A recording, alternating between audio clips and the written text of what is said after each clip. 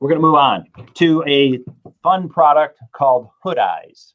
Okay, I'm going to show you right here. Guess what happened to this eyepiece of this camera? The person had the camera for about 45 minutes. Guess what fell off? The eyepiece.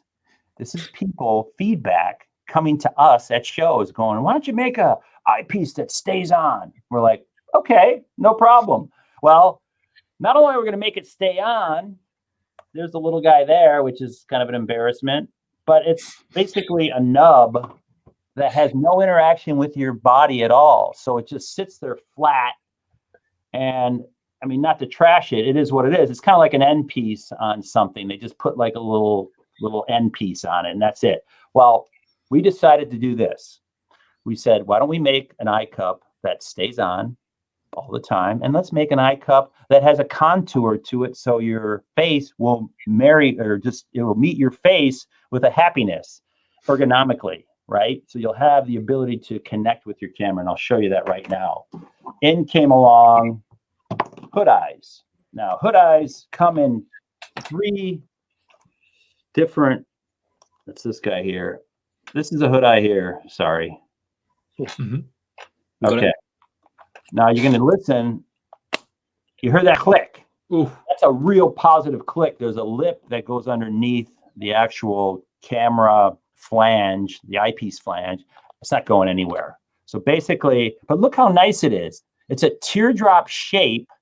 That's how your eye fits. That's how every eye cup in the world was made for motion picture cameras. You can go back to the 20s or whatever. You can go back 100 years. That's how they made these. Nothing new. We just kind of contoured it, made it a little bit easier to work with. It doesn't fall off. It's like a $14.95 item. What's nice about it is it really seals out the light. That's the problem. Because if you just like all this other stuff, if you get this eyepiece like this, right, and your light's coming in, it disturbs your eyes constantly, irising open and close. It just fatigues, and after a while, it's just done, and it just fatigues. So our connection was A, make sure it stays on. B, make sure it's comfortable. C, that it eliminates the glare. Okay, now you mentioned earlier a couple minutes ago about glasses. Well, we came up with a lot of people that said, hey, Bob, what's up? I mean, this is great for regular people, but I have a pair of glasses, and 90% of my demographic is glass wearers. So you hit the nail on the head. So we decided, let's go with one that's an oversized cup. That's this little guy.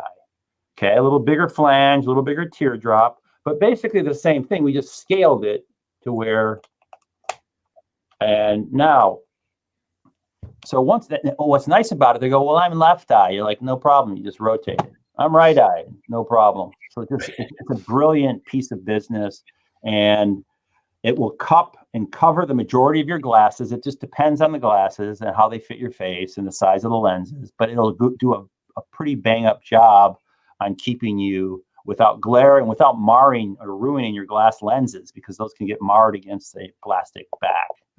Let me just see if I was missing anything else on that. Are there different sizes, Bob, for the brandings? Because let me tell you that. Sure, I'll go over that. We make eye cups. Oh, let me finish one last. So that was the teardrop. Then you'll see the teardrop, regular teardrop large. And I'm going to show you on our friend over here, Mr. Nikon. We changed the design for the Nikon mirrorless and all mirrorlesses, because mirrorlesses are kind of wonky, because you see how close that screen is underneath it. So for us to drop down with a arc of that traditional teardrop, no bueno. People will go, no good, because you're going to block the screen. People get freaked out. So this, as you see it, this can go in and out, no problem. It's across this. It gives you the same functionality, but it's just a flat bottom on the bottom. So you don't have any cut and cropping of it at all. So it's really giving you the same effect, but a different shape. It's more like a clamshell. So this is the mirrorless. This is the mirrorless Nikon. This is Sony, which you can't forget about Sony. We sell tons of these. Same deal, same shape. Now, all these have sensors. So you got to be really careful how you build these, because if you build it wrong, it will always trigger the sensor. And that's not good. People will be very unhappy. But so these are your mirrorless solutions. They're roughly the same price, I think. And then it's either $14.99 or $19.99. But once you get one of these, you'll never have to get one again. They last forever. And it really gives you a good indication of what you're doing, where people are just wanting to use this to look at their playback on their video screen. Sometimes that happens. But like I was telling you earlier, it's much better to work off this one if you can, but we'll just see how that plays out over the next couple of years. But so that's now let me talk about the brands. We have all three. Well, the regular and the large group for Canon, Nikon, and Sony. We cover all those, and we have a compatibility list on our site that shows which one's which. Because Canons, there's 3 different models, or 3 sizes, but it's really kind of boiled down to maybe 1 or 2 models now that happen. But all that's explained on our website. I think you guys even have it on your site, I think. Yeah, I think we do. Yeah, but we'll put the link at the bottom. Yeah, yeah. Do that. Go to that website for compatibility. Then we have Nikon. Nikon has 2 different sizes. It has a square and a round. So the round one actually is it's like this camera here, which is a 800. See that round? I don't have one of the HoodEyes on it, but it just goes and wraps right into it. But you'll find all that on the website. So Nikon, we don't have Fuji. Problem is, what happens is for us as a company, we try to follow what the market is doing. Fuji has a great following because the Fuji X1, X2, X3 has been the consistent. And once we see 2 in a row, we'll make a product for it, because then you got kind of a track record and you got a following. But their eyepiece was so complex. I mean, it's like, I think what they do is they get to the end of the building the camera, and then they make these eye cups that are like insanely intricate and just complicated. And you're like, God. But then they still don't do anything. Anyway, so we don't use no Fuji, no Olympus, or no Pentax.